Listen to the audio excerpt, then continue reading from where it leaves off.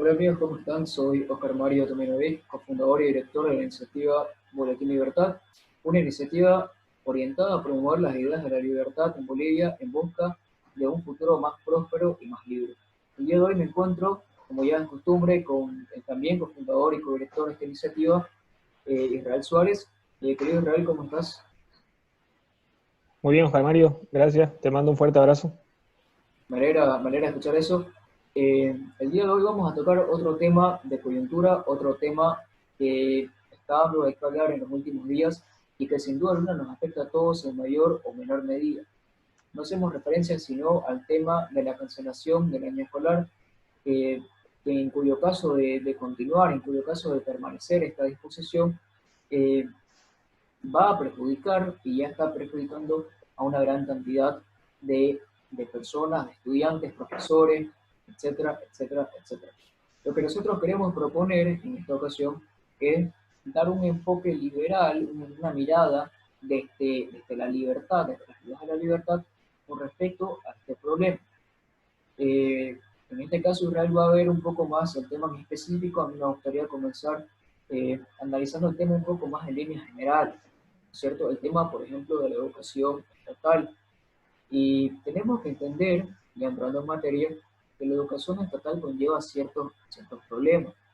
Primero que nada, tenemos que entender que toda política pública tiene que ser diseñada conforme a un plan, conforme a una estrategia. Esto igual que cualquier acción que una persona quiera realizar. Si una persona quiere construir una casa, inevitablemente va a tener que recurrir a un plan, ¿no es cierto? Ahora, ¿cuál es el problema? Cuando una persona toma una decisión, que generalmente esta decisión, y especialmente en materias sociales, tiende a ser arbitraria. ¿Qué quiere decir esto? Que no existe un carácter objetivo con el cual nosotros podamos medir la decisión en cuestión. Por ejemplo, en las ciencias sociales, en la física, en la química, sí podemos encontrar relaciones objetivas. Por ejemplo, yo puedo decir objetivamente el acero es más fuerte que el vidrio, ¿no es cierto? Puedo objetivamente medir esta relación. Eh, y no realizar una elección arbitraria a la hora de, por ejemplo, escoger un material para construir una casa. Pero cuando nos vamos al tema de decisiones humanas, al tema ya un poco más social, nos damos cuenta que inevitablemente caemos en decisiones arbitrarias. Por ejemplo, supongamos que yo voy a una heladería y veo que solamente hay dos opciones de sabor, chocolate y vainilla. La decisión que yo tome va a tener que ser totalmente arbitraria, no existe un criterio objetivo con el cual yo pueda decir tal sabor es mejor que el otro, porque va a ser totalmente arbitrario. Ahora, ¿cuál es la diferencia?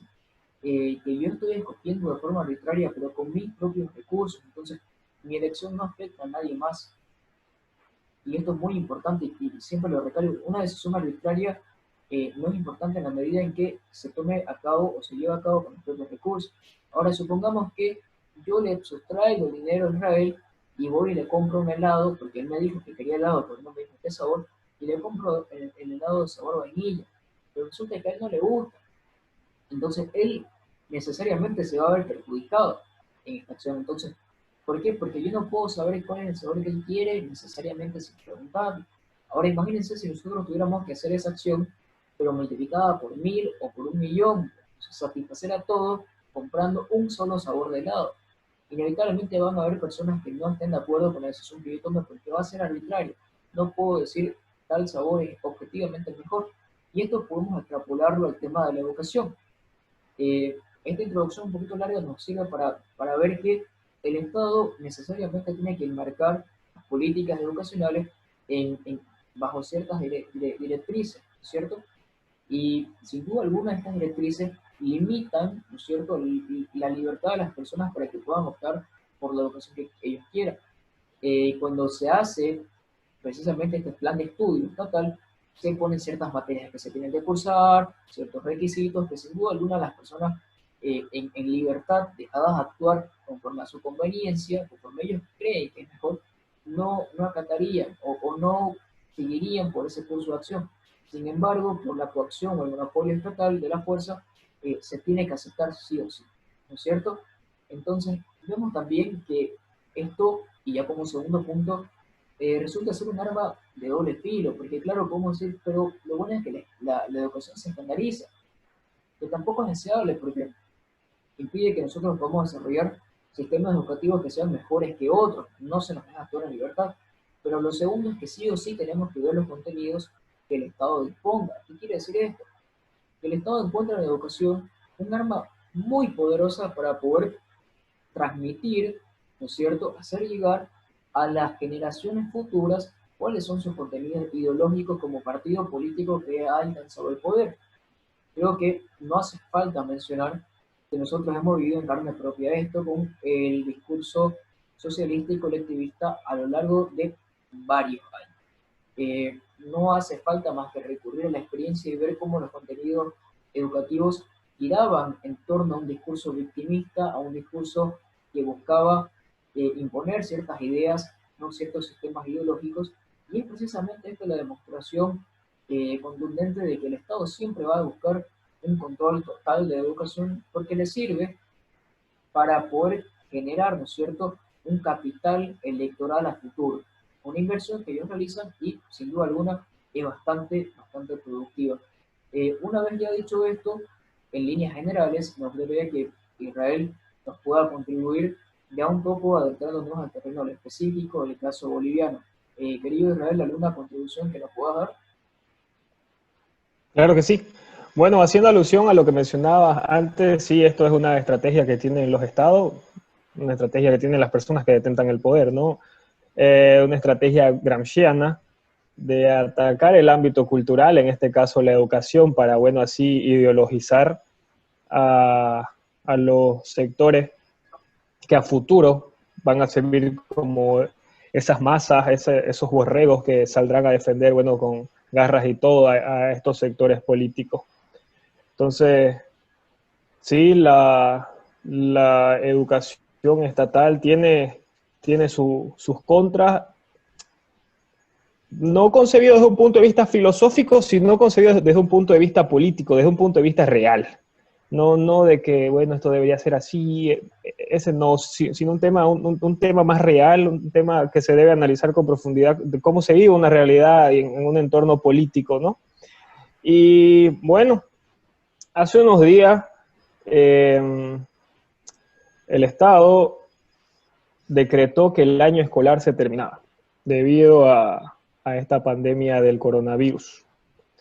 Y este tipo de decisiones muestran una vez más el fracaso del Estado. Como nosotros sostuvimos en reflexiones anteriores respecto a esta pandemia, a los lamentables sucesos que se ha estado viviendo por el coronavirus, se demostraron sinceramente los diferentes fracasos rotundos que tuvo el Estado, tanto en materia de salud, en materia política, como en materia económica. Entonces, hoy en día podemos ver que en el particular caso boliviano, nuevamente se demuestra que el Estado no sabe sinceramente qué es lo que le conviene a la sociedad, que es qué es lo que la gente tiende a decir, ¿no? Que el Estado haga esto, que el Estado se ocupe, que el Estado haga esto y esto. Y esta situación ha dejado una vez más en evidencia el fracaso rotundo que el Estado tiene al querer centralizar todo. Porque incluso se puede hacer un análisis tal vez para un video posterior que tal vez este tipo de fracaso que estamos viendo ahora deviene del fracaso en base a materia tributaria. Porque como es sabido, la educación no es algo gratuito. La educación se debe pagar infraestructura, luz, agua, profesores, materiales, etc. Entonces, y la plata que obtiene el Estado deviene de los tributos, deviene de los impuestos de las personas.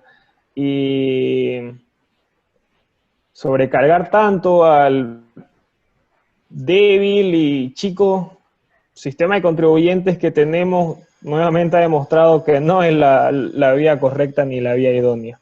Pero bueno, ese podría ser tema para otra reflexión. Lo que yo quiero recalcar aquí es que esta nueva política estatal respecto a la educación ha demostrado una vez más que lo que siempre prevalece, lo que siempre llega a tener éxito y lo que demuestra a final de cuentas que es la mejor vía en la cual la sociedad se va a manejar, es dejando a los individuos relacionarse entre sí. Porque esta política de clausurar el año escolar ha dejado a la gran mayoría de padres de familia molestos. ¿Por qué? Porque obviamente los padres, en su amor, en su cariño, desean que su hijo, bueno, se nutra de conocimientos, una persona formada, etc. Y el Estado, sin consultarlo, creyendo ellos que era la mejor opción, decidieron clausurar el año.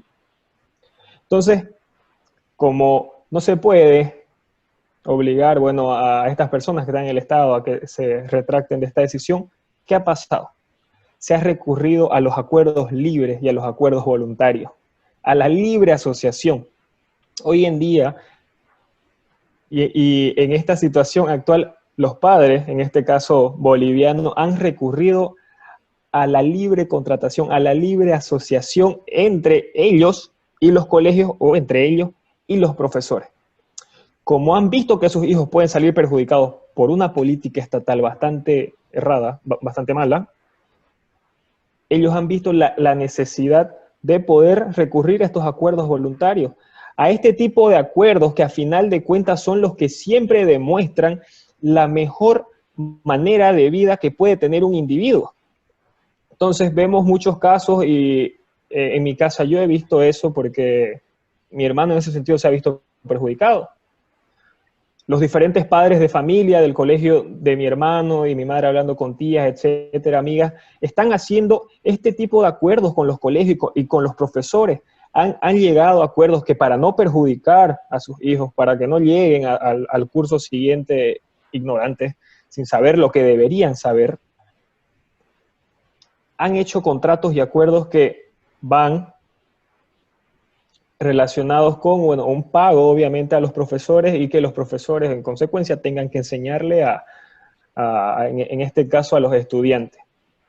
Y lo que quiero recalcar aquí es que como con Oscar Mario hemos sostenido en reflexiones anteriores, el Estado nunca va a saber a profundidad qué es lo que mayormente le conviene al individuo, qué es lo que le conviene a la sociedad. Nadie sabe. No es que critiquemos que todos los funcionarios públicos son ineptos o ineficientes, no, pero nadie sabe qué mejor le conviene a uno que uno mismo. Nadie sabe qué le conviene en este sentido mejor a su hijo que el mismo padre, no al Estado. Entonces, los políticos, en su percepción, dijeron que seguramente esto era lo que mejor le convenía a la sociedad. ¿Y qué ha demostrado eso? Que no. Que nadie sabe, como lo dije hace un momento, lo que mejor le conviene a uno que uno mismo. Entonces, este tipo de cosas dejan en evidencia, sinceramente, que la libertad individual, que la libertad de asociación, la libertad de libre contratación, es lo que a futuro da una mejor vida a la sociedad, da una mejor vida al individuo. ¿Por qué? Porque deja que el individuo se relacione con los diferentes sectores o personas en busca de lo que él considera mejor para él. Entonces, esto a su vez demuestra que el Estado no puede ocuparse de todo, que el Estado no puede encargarse de todo, e incluso que las normas establecidas dentro de un país, sea constitución, ley, decreto, etcétera, a veces quedan en simple papel, porque si uno lee la constitución, dice el Estado tiene como, creo que la principal función, la educación, y se encargará de promoverla, de hacerla cumplir en otros términos, porque no recuerdo la terminología exacta que establece la Constitución, pero establece como fines del Estado, está garantizar sí o sí la educación.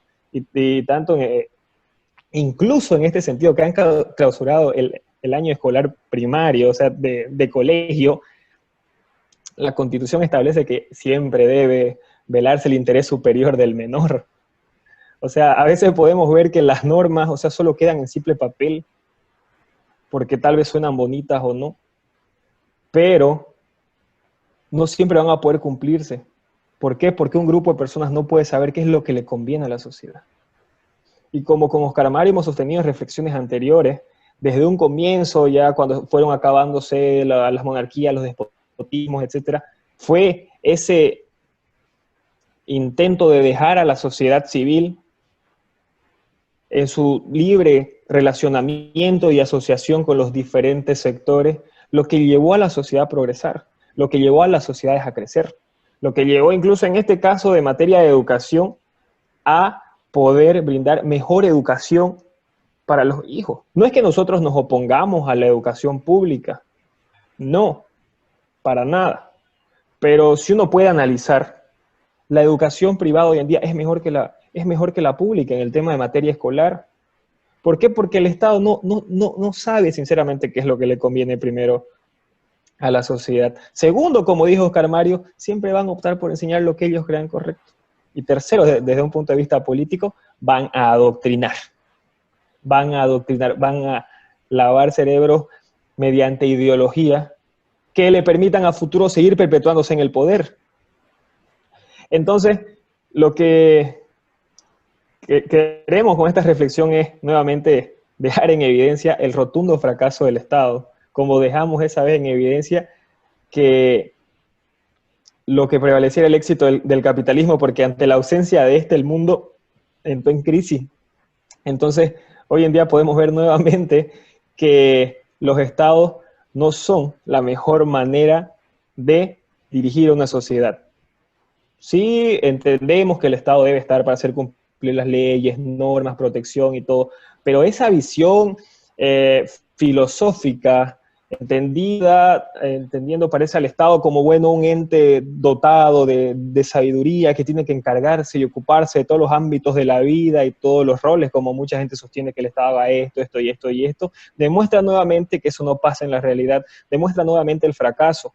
Entonces, con Oscar Mario queremos hacer notar que lo que permite a una sociedad que avance, lo que permite a un país que se desarrolle y lo que permite a un país que viva de mejor manera en la forma que las personas desean vivir, es la libre participación, es la libre asociación, como lo estamos viendo ahorita, que las personas, sin intervención estatal, haciendo asociaciones, entre ellas en este caso las diferentes asociaciones de padres de familia, han recurrido en busca de ellos de una libre contratación con los profesores o colegios y, previo al contrato, plasmando los diferentes acuerdos y condiciones que tanto los profesores o el colegio y los padres consideran correctas, para así poder llegar al resultado que ambas partes buscan y ambas partes salgan beneficiadas.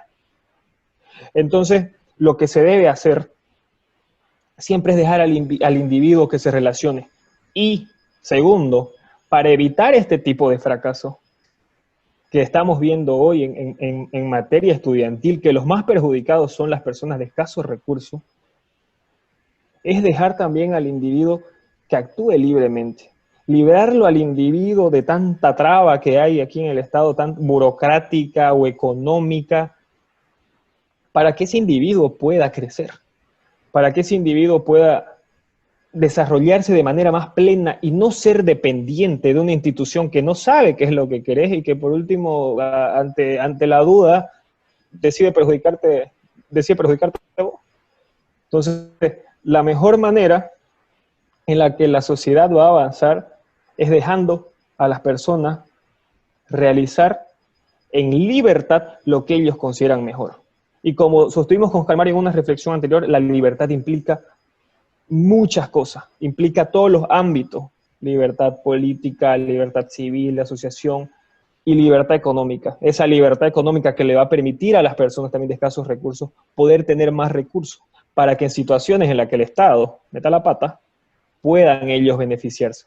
Entonces, eso es lo que yo quería aportar, Oscar Mario, respecto a este tema que estamos viviendo. Bueno, un rotundo éxito, sinceramente, nuevamente, que es en evidencia que lo que prevalece y hace crecer una sociedad siempre es la libertad del individuo.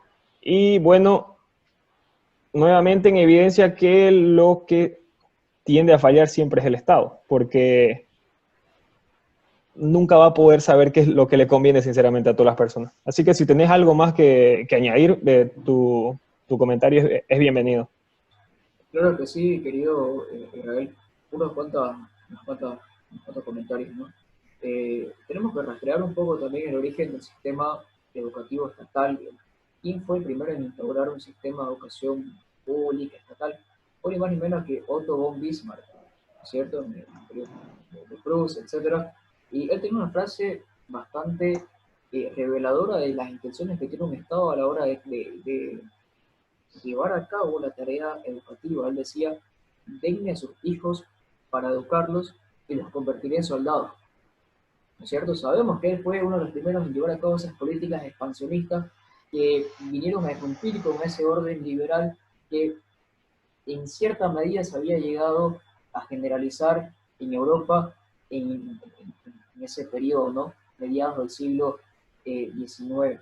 Ahora bien, otro punto que yo quisiera recalcar, vos mencionabas acerca de la imposibilidad de que el gobernante pueda saber exactamente qué le conviene al niño o con respecto a su padre en tema de educación. Un gran economista de, de la Universidad de Rey Juan Carlos, Jesús Huerta de Soto, uno de los grandes exponentes del liberalismo, él dice, el problema de la banca central, en este caso, el problema de que un Estado no pueda centralmente planificar la oferta monetaria, no es sino más que el teorema más grande, ¿no es cierto?, aplicado más generalmente, de la imposibilidad del socialismo, de que un Estado, un ente central, un comité de planificación supremo, ¿no? No puede contar con el contenido suficiente para dar un sentido lógico o coordinador en sus mandatos coactivos. No puede darle ese contenido coordinador. Entonces, ¿por qué? Porque nunca va a ser capaz de hacerse con la información necesaria, como vos bien mencionabas. El volumen de información es tremendo. Tampoco va a poder hacerse con información que todavía no se ha creado. Entonces, digamos, las necesidades de hoy no son las mismas que las necesidades de mañana. Entonces, el Estado se ve limitado en todos los aspectos en ese sentido y no tenemos que aplicarlo únicamente, bueno, al socialismo real, del tipo soviético, o al tema de la banca con la oferta monetaria, sino también a todo ámbito en el cual el Estado busque eh, imponerse mediante la fuerza, porque inevitablemente en un problema de información no va a poder dar con una solución que beneficie a todos, como sí puede ser en el mercado, porque caso contrario no se llevaría a cabo, sino que va a terminar con una propuesta, una política que única y exclusivamente mediante la fuerza va a poder ser llevada a cabo. Eh, Eso sería todo lo que yo podría decir. Me parece que ha sido excelente tu aporte, complementa de manera ideal. Muchísimas gracias, querido Israel, por acompañarnos en esta ocasión. A vos, Oscar Mario, muchísimas gracias igual por tu aporte. Siempre es un gusto poder estar en contacto con vos haciendo este tipo de videos y reflexiones. Así es, tal y como decía Murray Rothbard, brillante economista estadounidense, ¿qué nos queda por intentar, qué nos queda por ensayar sino la libertad? Con esta frase final, los invito a todos los que nos están viendo a que nos puedan seguir apoyando, tanto dándole like a nuestra página en Facebook, Boletín Libertad, seguirnos en Instagram como Boletín-Libertad y especialmente en nuestro canal de YouTube, Boletín Libertad, donde regularmente subimos los videos y compartimos estas ideas de libertad, como ya mencionamos, buscando un futuro más libre y más próspero. Sin nada más que agregar, muchísimas gracias.